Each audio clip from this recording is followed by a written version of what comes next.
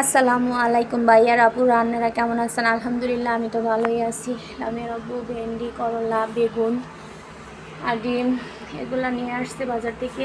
অনেক বাজার নিয়ে এসেছে। এখন আমি এই যে ইলিশ মাছ দিয়ে বেগুন দিয়ে রান্না করব। বেগুনটা কেটে ভেজে নিয়েছি, মাছটা একটু জাল করে নিয়েছি। এই যে, কারণ বেগুন দিয়ে যে কোনো তরকারি দিয়ে মাছ ভাইজা না রান্নলে দেখা যায় একটু হালকা হলুদ মরিচ দিয়ে একটু তেল দিয়ে জাল করে নিলে মাছটা ভাঙে না।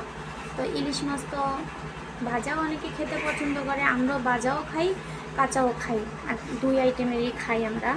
তো যদি এই যে এখানে মানে কাঁচাটা আর কি একটু গ্যারান বেশি হয়, আর ভাজাটা একটু গ্যারান কম হয়, তার জন্য এই যেখানে আমি পানি ফুটাইতে দিয়েছি, মাইয়ার জন্য দুধ গরম করেছি। আমার রান্না কমপ্লিট। এই যে একটু বের হয়ে গেলাম কিছু গাছ কিনবো বলে।